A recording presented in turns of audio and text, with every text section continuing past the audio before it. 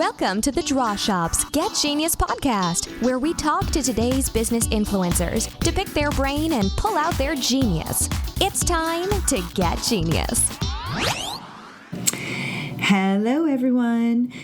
You know, I really love young entrepreneurs. I feel like they have so much knowledge on things that I don't have a clue about. I try to have a clue about, but I tend to learn so much from them. So I'm so appreciative when I get to interview a young entrepreneur, and that's exactly who I'm interviewing today. His name is Seth Weinstein, and he's a young, innovative thinker with a passion for creating digital solutions that demand success. He grew up with a professional stand-up comedian father and teacher mother, and his thirst for joy and knowledge allow him to offer signature services to business owners. His rare abilities enable his clients to discover the best version of their company through strategy, design, and development. He revitalizes presence and positioning in any field and industry through the implementation of an unwavering brand strategy and superior online presence. He is an adventurer at heart, and he knows how to leverage your opportunities into profitability.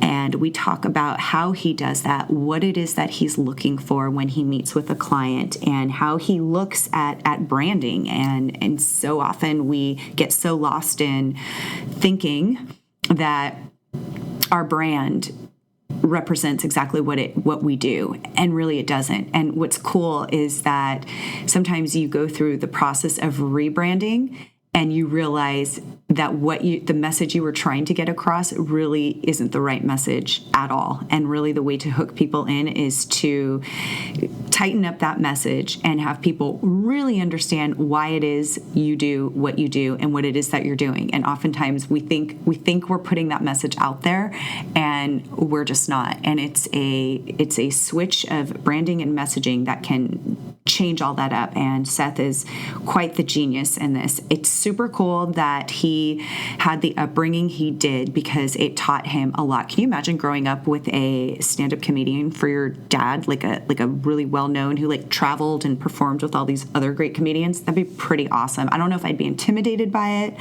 I don't know if I'd be scared. My dad's enough of a comedian as it is, but it might be a lot of pressure, because comedy, there's so much to learn from comedy, as Seth will tell us in the interview, that you will apply to marketing.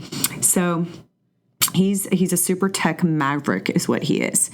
And he knows his shit. So we're going to talk to him, and it's going to be awesome, and enjoy. Hello, Seth, and welcome to the Get Genius show. Hello. Thank you for having me, Summer. Well, I'm super looking forward to our chat here. There's a lot of questions I have for you. But first, just to get our audience familiar with who you are, how you got here, why you do what you do, if you could give us kind of the brief history of Seth, and what made you become so passionate about brands and strategy and digital marketing and all the good stuff that you do. So I think the coolest thing and my favorite thing to talk about is I grew up with a stand-up comedian as a father, a professional stand-up comedian at that.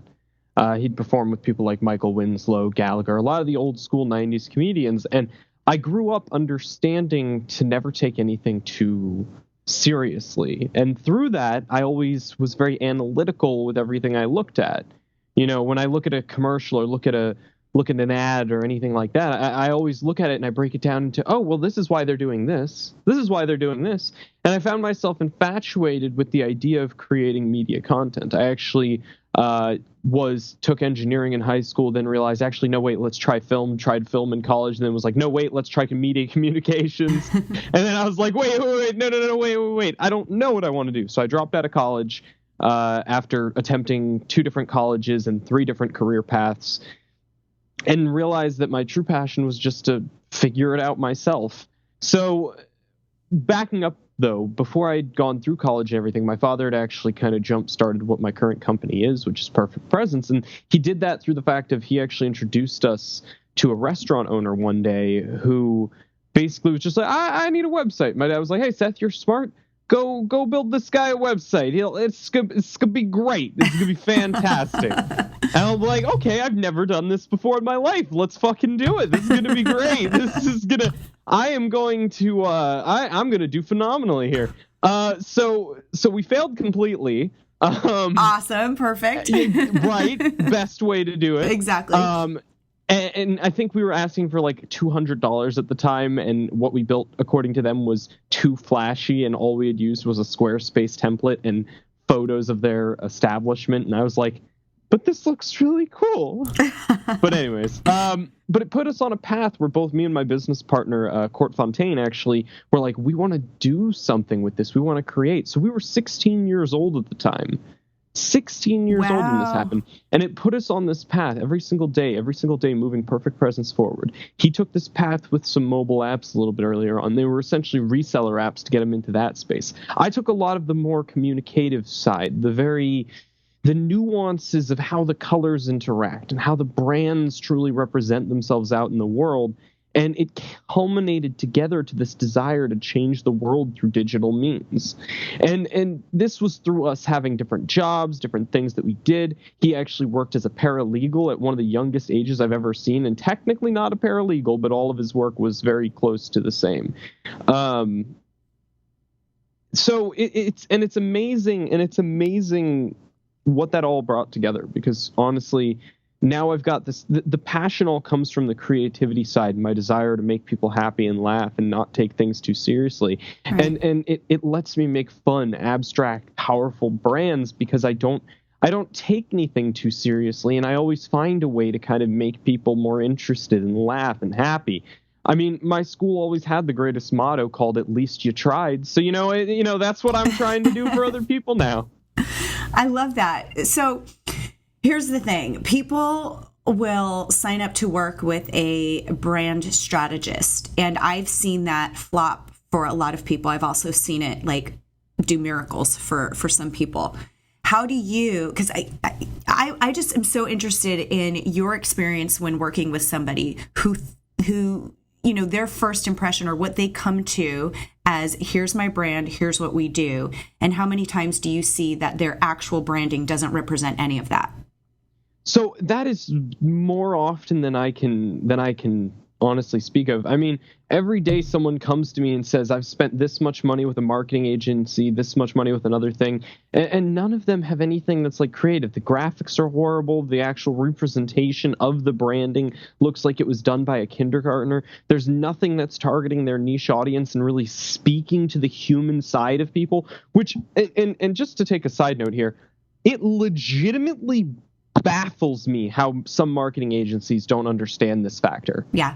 They're marketing to us like we're robots, and it's like, it brings freaking tears to my eyes, Summer. Yeah. I'm telling you, it's the most ridiculous thing in the world, and I want to be something different. I am something different.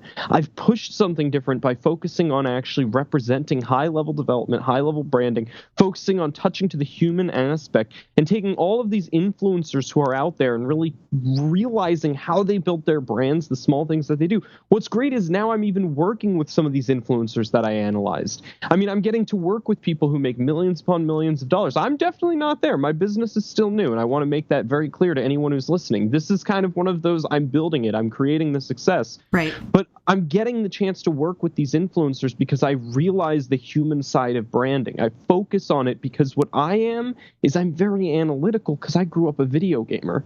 I grew up playing video games trying to break them. I was like, okay, where can I find this one corner in this one area in this one video game that when I jump out of there, it'll give me 1,000,000 lives so I can run through the game like a madman, screaming my head off and just running through. Because my goal is always, and the thing is, people think I'm just starting and stumbling through, but in reality, I'm checking. I'm finding the thing that is going to break me through the wall and let me skip past the path that everyone else has to take, because I know where to find these. And I'm not saying there's a cheat code to this. I'm saying that some of the walls are weaker than they look. Yeah. So let's first talk about some of the things that people get hyped up on from marketing agencies. There's a lot of marketing agencies out there. There's a lot of people that say I'm the best. I know how to build your brand. I know how to do this for you. I know all things digital marketing. And there's competition out there because it's such a big deal. What are some of the things to look out for to really be wary of? What are some of the things that you'd go, oh, okay, you know what? They're probably legit. Like, how does somebody do really good due diligence before they work with somebody? So the first thing I would say is actually look through the structure of the team that they have. If there's not a single person on that team that has the word creative in their title, that means they do not have anyone whose job it is to be dedicated to help things stay interesting and relevant. Mm-hmm. And that means that they've just hired a bunch of people who are qualified to do the technical side and not the creative side. I'd say that's one of the biggest red flags I've seen. The other thing is, again, to see who started this company and what their track record is. I mean, a lot of times it depends. You have to decide what is the best thing for your business. Someone who says they handle every single type of business, or finding someone who says, like Summer, let me use you for an example. Yeah. If you had someone who said, I am an expert podcast marketing company. My entire job, my entire focus is making podcasters market well and make lots of money. Here's a bunch of case studies towards that. Or you had another person who said, I am the best marketer of online businesses. Which one would you generally pick? The podcaster. Exactly. Because it's going, and that's the issue with a lot of these marketing companies that we come across. No one understands what picking how to find your perfect customer works. Everyone just thinks that it's just about putting your stuff out there, and eventually when you make a lot of money, you can be like, oh, this is where I made a lot of money, and that's not true at all. Right. It starts from the ground floor. It starts from spot one. Are you creating media? Are you creating content towards that audience, rather than just trying to push technical skills? Right, exactly. That makes so much sense. So what are some of the things that you will do with a client because I've even seen this, with our business, a lot of times we get people coming to us that want a video and they didn't even realize what the call to action should be. They had something else in mind, and then the whole entire message changes because we take them through this creative brief process where they kind of go, oh my gosh, I didn't even realize this is actually what I really sell. And now my audience actually gets what I really sell and what I'm good at. And then everything changes, right? Right. What do you do? Like, what are some of the things that you do when you look at a business or look at a person to determine, like, do you really know what it is that you're selling? Like, what your value is? What are those things that you look at? So the biggest thing that I love about what I do is, and this is going to sound kind of odd at first, I pick who I work with, and it's done me a lot of good. Because the fact that oftentimes people need to have a certain amount of self-awareness to understand where their brand comes. And oftentimes it starts with me being the devil's advocate. If I can make you feel uncertain about your brand, either A, you're identifying a very big problem that you're asking me to solve, or B, you were never faithful in your brand to begin with, and there's something else that you wanted to do. There's actually someone I talked to who came to me and just said, I kind of want to do something in real estate possibly. And this was an actually amazing story because this will be releasing soon and we can actually talk about this now. Yeah. And I was like, basically the first thing I said is, are you sure that's what you want to do? Because you're talking to someone who can do anything that you want to have happen. That is what that's 100% what I specialize in doing, is having all the resources in-house. And I was like, what are you, and the goal is figuring out, are you truly passionate about what you're doing? And if what you're doing is making you money, but not what you're passionate about, how can I help you take that passion and make money with it? Those are generally the clients I work most closely with. Yeah. And this person with real estate ended up now working on, we're about to release a fitness, health, training, and events publication for the very niche-based fitness markets. So it's actually a phenomenal shift in his mindset, because it dove into what he really wanted to do. Right. And he's going to hit the ground running with that, because what's going to happen is we've already got people signed up. We've already got a lineup of people who are going to be selling goods through it. This is going to be an epicenter of awesomeness, and I am more than excited to be a part of it. But the point is, it's all about pivoting people towards what they're actually passionate about. Now, if you've got an established company making a bunch of money and you just want to brand it better, I can still help you there, but I'm going to identify the real point of why your customers are passionate about using you based off of what your most passionate customers represent. Right. And then, go ahead, please. Tell me an example. It was a quick example is someone posted into one of my Facebook groups, facebook.com Idea Entrepreneurs, which is a group I just got started to kind of help serial entrepreneurs and people like that. And he posted in there asking, hey, can everyone take a look at my Facebook page?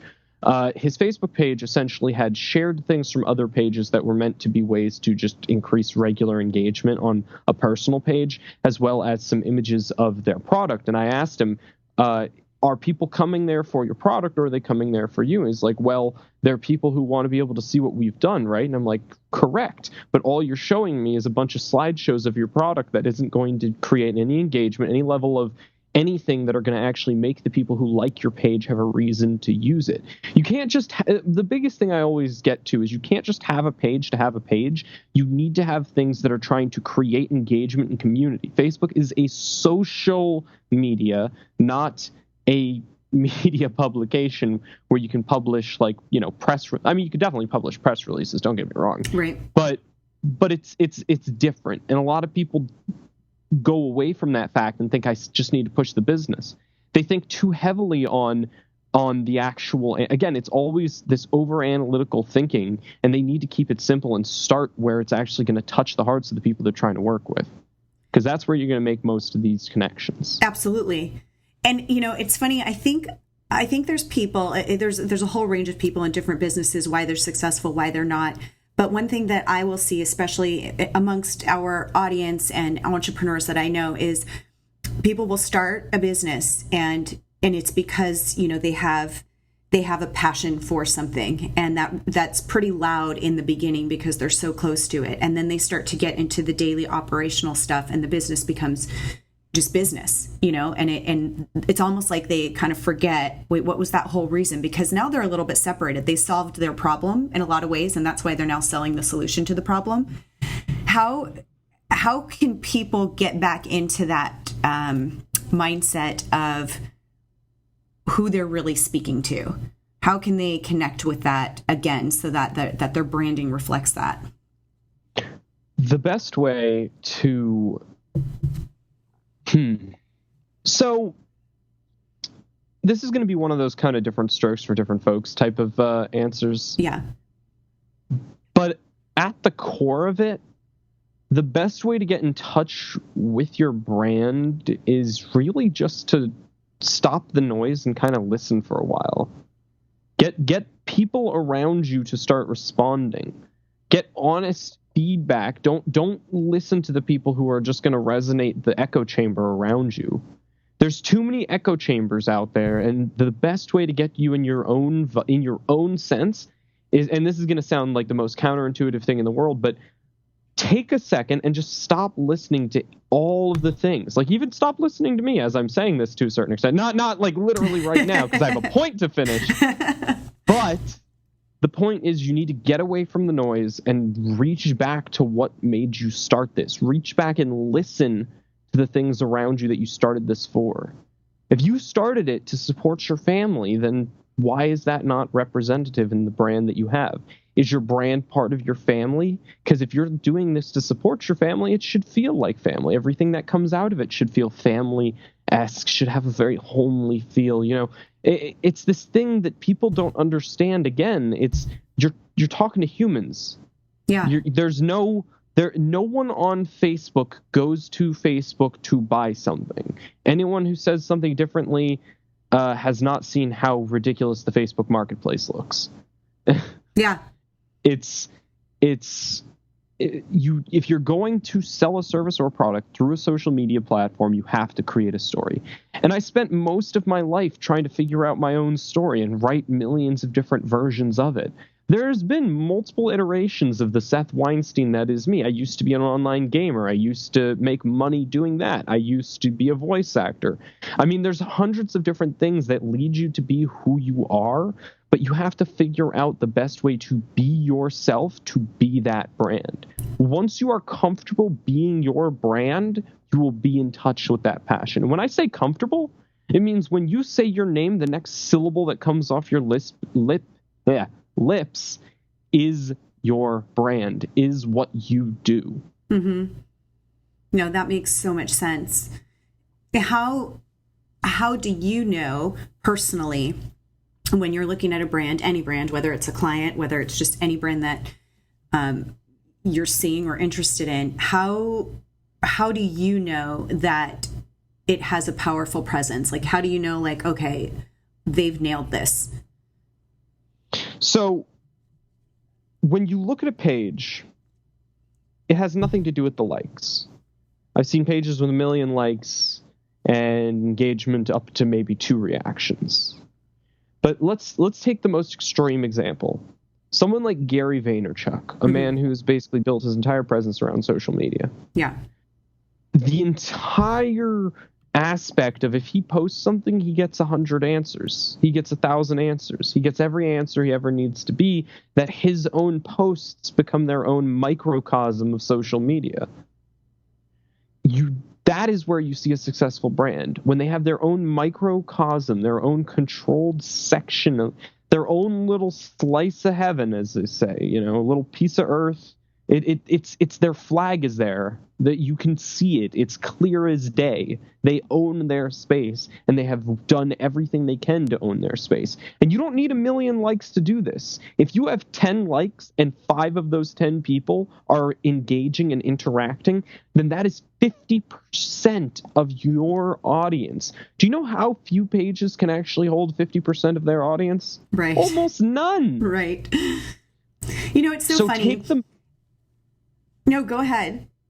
I was just going to say, take the small victories. Yeah. With it. It's so, as you're saying this, and you said, so simply, if you have 10 likes and 5 of those people are engaging, what I've found interesting is that there's people that, that on their personal pages, amongst their community of friends, family, or whatever, they have likes on whoever's following them on Instagram, likes them on Facebook, whatever it is. They have so much engagement. And then when it comes to their business page, the things that they post have really nothing to do with them on a personal level. And they 100%. have no engagement at all. And why do you think, what is the fear? Some people have no fear at all. They're like, I get it. This works. This is what I'm going to do. I am part of my brand. What is it that people are fearing, do you think, that they don't want to put that personal, touch in there? They don't want to share their story. Honestly, I think it's a fear of failure more than anything, because I've been there. Yeah. I mean, in my first semester of college, I had a college fund from my great-grandfather.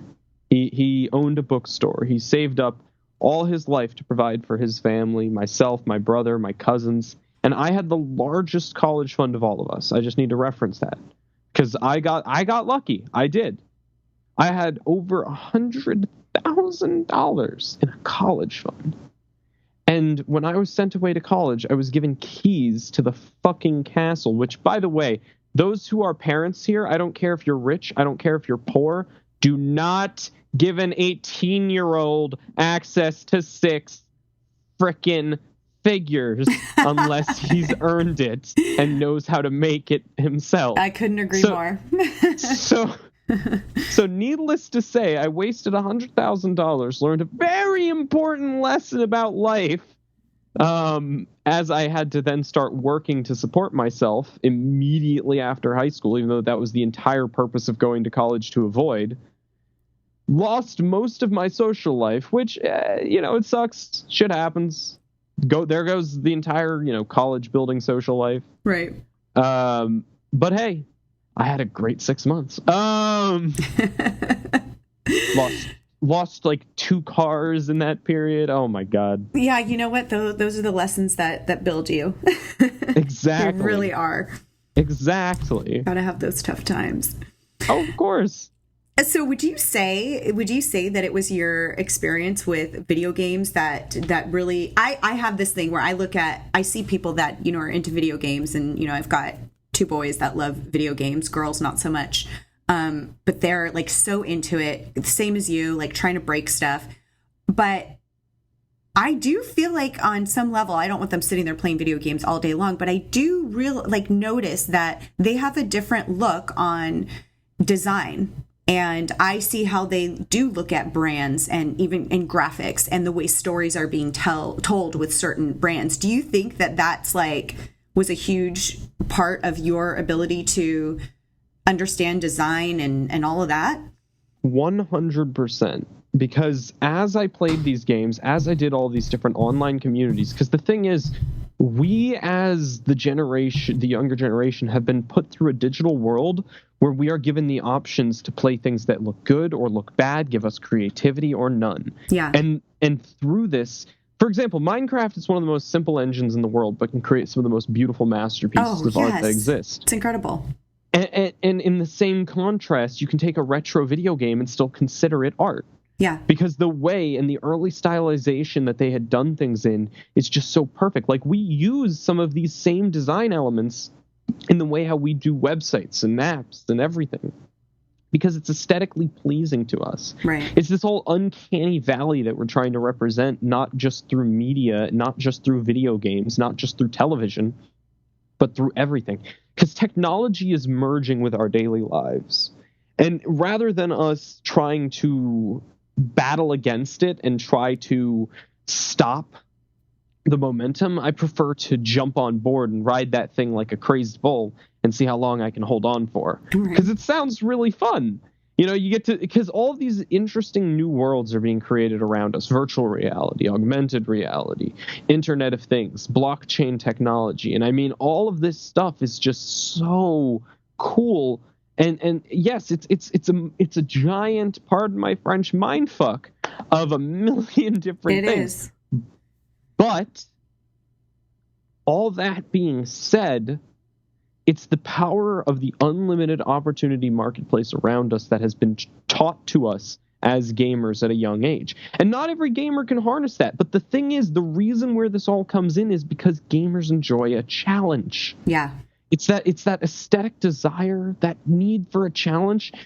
The fact is, video games are kind of boring to me nowadays. A lot of times you don't get much of a challenge, or there's too much of a challenge and it just becomes a pain in the ass and it's way too artistic. And it's a million different opinions I could give you on video games all day. But my point is, I have decided that my video game, for me, is my company.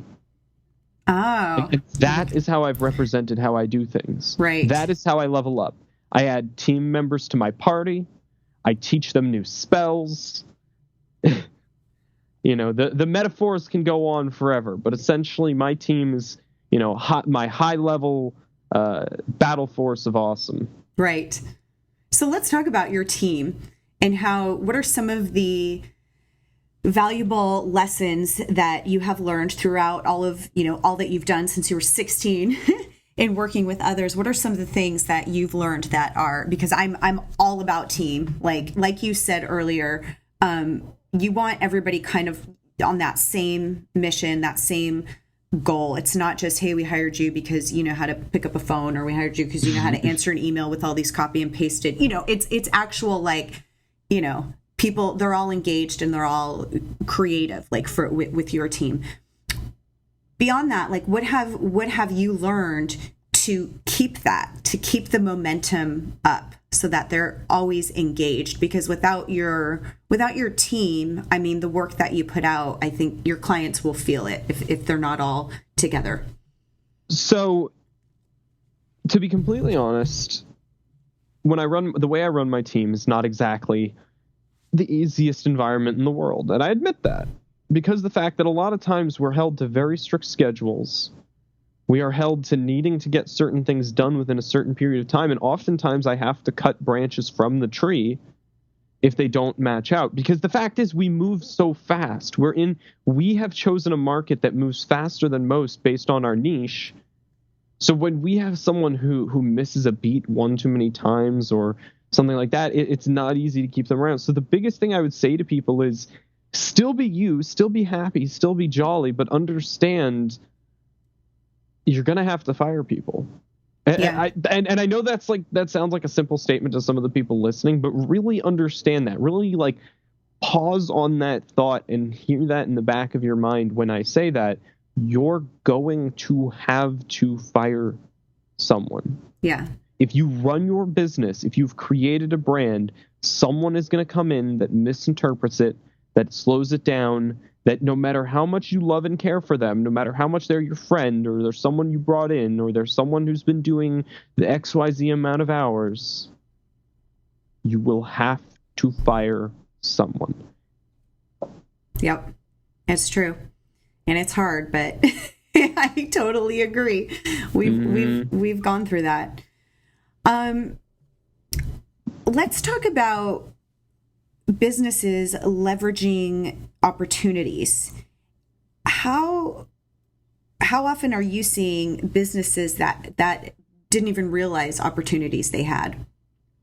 Oh, very often. Yeah. And it's mostly because they're not being presented to them as they should be. I say that because the fact that oftentimes you see like new technology like augmented reality come out, and it takes like a good 3-4 years to go down the pipeline to things like real estate and things of that nature. And it just blows my mind, because I actually was working on some stuff during the Pokemon Go era with my team. It was on a side project that I don't know if I can necessarily talk about right now, but it was a side project actually directly connected to Pokemon Go. And what's interesting about all of it is there's a lot of stuff that doesn't go down the pipeline as fast as I think it should be, which is why I've always called my company Emergent Technology Specialties, or Specialists, because the fact that we focus more on the new, more on the now, more on how to use this cool and innovative new technology that many people might be avoiding or staying away from because they've heard a million things about. Basically, you can come to us and get an actual factual opinion, an actual factual opinion on what this technology can do and how to implement it into your business and what type of costs you would be looking at. Because obviously nothing in the world is going to be free with emergent technologies, but we can prepare you with a plan to actually use new technologies like augmented reality, virtual reality, blockchain, Internet of Things, AI, thousands upon thousands of different ways to use all of those subcategories and all. But it's about having the understanding and access to information that you can understand directly how to use it at its most bare form. Because a lot of times when you see software companies and marketing companies and branding companies, there's a million different walls to keep you away from the truth of things that you can do. Like, for example, and this is going to blow so many people's mind right now, but most of the people watching this do not know that web hosting, there is options that you can do it for free if you have a small website. Everyone's paying monthly costs and shit like that to hosting companies. Yeah. And frankly, the irony is there's actually ways to do that completely free. And a lot of times that's hidden behind the millions of GoDaddy and HostGator and other ads that you see, when in reality, the best possible thing you can do is grab Amazon Web Services for free and throw up a basic website. Boom. Boom. Yeah, true. I think it's, it's so interesting that they're running their businesses and they become accustomed to the things that are working. And they kind of, it's hard sometimes to know when there is an opportunity to actually, even when a business is doing really well, to see like, we could actually implement this right here and it's going to save all this time, or it's going to actually, increase our profits by this much because we're not having to do X, Y, and Z. You know what I mean? So robots. Yeah. All day. Yeah. All day. Crazy. But, it's just a reminder that to always, be taking an inventory of all of these things that are working and what might not be working and what opportunities are out there. Oh, yeah, 100%. 100%. Like, podcasts are a great example, actually, in the marketing space. Honestly, it's one of the reasons why I love working with Courtney, who introduced us. Yeah. I mean, they are one of the most undervalued resource in the marketing world right now, in my mind. You've got people who are always in their car. You've got people who are always on the move. You've got entrepreneurs. You've got all these different people who don't have time to sit down and watch necessarily a TV show or even read a post. This is the perfect happy medium for so many people, and I think it's one of the largest, most powerful communities. Plus, you guys are able to publish these across all of these different networks and connections and things like that, and it's just amazing to me. And I absolutely love what comes out of and I consider podcasts emergent technology because there's new technology being created specifically for podcasts every single day. Yep, absolutely. It's so true. You know, and the cool thing about it is that it's just a conversation happening, and you always walk away with something from a conversation. And even if it's just that one thing, I mean, every time I do an interview, there's just one little thing that I'm like, all right. And I go back to my team and I get all excited to, you know, I mean, I've ended up working with so many people that I interview because I'm like, wow, that's so awesome. You know, and the thing is that there's so much that you can get from just one conversation. And that's the thing, is it keeps you, you know, you're somebody who likes to just keep educating yourself, and you're just thirsty for learning more and more. And that's how you do it, is by having these conversations. And you think, you know, oh, just because we're both marketers, we both don't know the same things, you know. And I might look at you and go like, wow, he knows like all of this. And you might look at me and go, wow, I never thought to do that. And it's just, you have to keep yourself engaged with all these different people, because sometimes even something that they've messed up on or are not doing well will point out to you, oh gosh, I'm doing that too. You know, it's just, you're just constantly learning, and you won't know if you don't actually keep yourself, open to listening to these things, and actually like, okay, let me see what's out there. What interviews are happening? What should I be listening to? And there is, like you said, there's so much audible content out there. You don't have to sit down and read. Oh yeah, 100%. I mean, it's actually funny. A lot of what we've been doing recently have been people who are trying to take industries and just renovate them once again with another burst of new technology, because everyone falls into this ideal of, oh, there's an app for that, but no one's ever really taken a look to see how crappy these apps are. Yeah. Yep. And I love it. And I love it because then you get to be really creative and just show people that, yeah, because every single article I read, and this is kind of an interesting note of why I love doing what I do.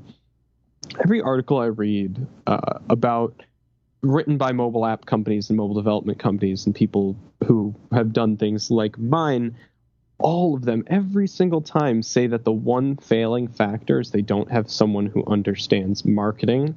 Mm-hmm. And it just makes me smile so wide every time. Like even now, as I'm doing this, I'm feeling my cheeks curl. Yeah. Because it just makes me smirk, because the fact that 90% of the time it falls back into what we were talking about earlier. These people are overthinking it and thinking like developers, thinking like app creators, rather than thinking like humans and thinking like marketers. How do, you know, and again, it's as subtle as how do these colors relate? It's as subtle as how, you know, when I open this app, what feeling is the first feeling that happens? Exactly. And these are small micro interactions that so many people overlook. Like I scrutinize everything that comes out of my company, because if I look at it and it doesn't make me feel good, I tell them before I even show it to anyone, I'm like, no, just this needs to be redone. Yeah. And it's because I hold everything to a high standard, and I want to be able to hold what I do and what I create to that standard too.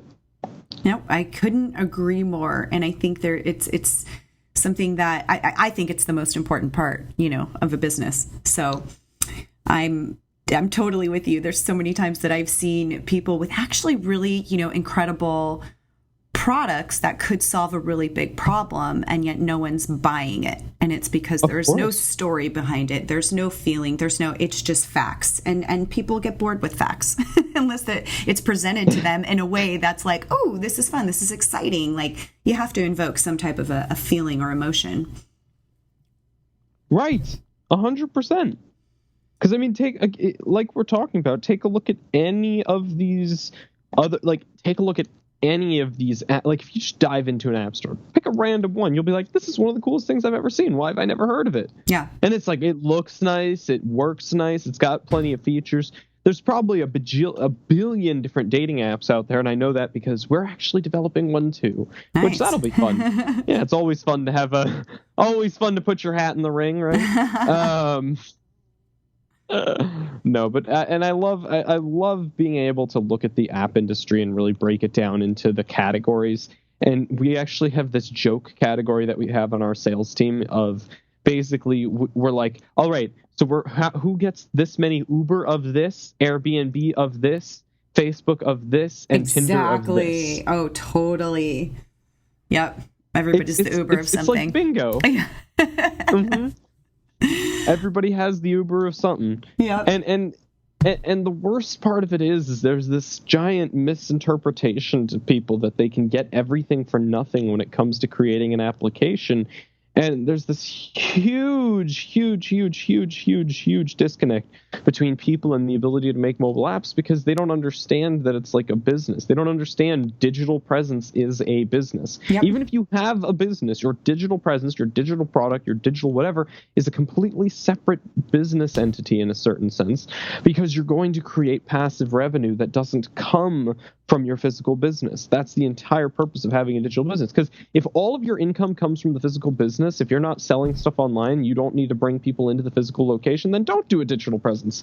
I don't care. Right. Because that's literally the most in-person physical thing that you can possibly have. But when it comes to creating an idea-based thing, a really powerful entrepreneurial idea, you need to have an online presence. You need to have something that you're giving value for to help create a baseline for your brand, to help push your brand forward and get it into the most people's hands. It's like the example of giving the free massages at a chiropractor's. It's to get them in the door that are your perfect customers. Right. Totally. I love that. Yeah. And then, like you said, it's getting with that presence, you then take those people, if you are a local business and you build your testimonials and your stories and all of this, fabulous stuff that gets people engaged, and you can have another product, coming from this person who's created this. Oh yeah, all the time.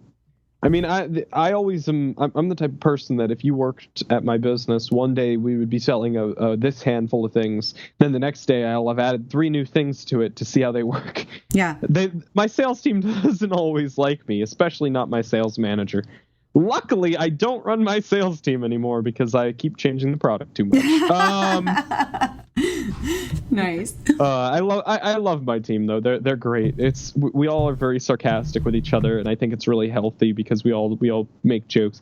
And I mean, it's you feel a lot more equal with my team, and I think that's something I've strived for. It's not just I'm telling everyone what to do. It's more of a yes, I have great ideas that we can do and great ways for us to execute, but I want everyone else's opinion. I want everyone else involved. One of my members actually transitioned recently from sales to investor relations, and she actually immediately got herself into a meet and greet with a number of angel investors, which I was like, wow, that is phenomenal.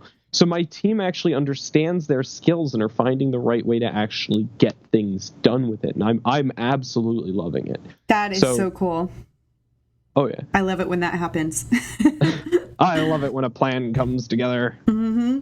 No, I love that. And people find exactly, okay, here's where we're good. And I love the fact that we're the same way, is that you've really got to listen to your team. You are a team, not, just people working for you. So I love that you do that. This has been so awesome. I think there's so many great nuggets that listeners can take from this. I would love to send our listeners to find out more information about you and, who knows, potentially work with you. Where can I send them? Yeah, of course. I think the best way to find me is my newest and most favorite way to find me, through Facebook, and it's my brand new username. Had to find the guy who had it, and it's perfect. You can go to facebook.com/mad scientist. Nice. That's right, guys. Facebook.com/mad scientist. You can follow me there. You can message me there. I'm very responsive. Or you can find my team, my amazing company, at facebook.com/perfpr. That's PERFPR. Facebook.com/PERFPR, which is short for Perfect Presence, my awesome team. You can find us by the light bulb and the double P's. And again, you can find me at Mad Scientist. Awesome. Seth, thank you so much. This was so much fun. No problem. I had a great time. I always love doing these. Awesome. Thank you for listening to today's Get Genius. You can learn more about The Draw Shop at www.thedrawshop.com on Facebook, LinkedIn, and Twitter. Your home for kick-butt custom whiteboard marketing videos. Your ideas come to life. Thanks for listening. Please share, comment, and make any suggestions for future Genius guests.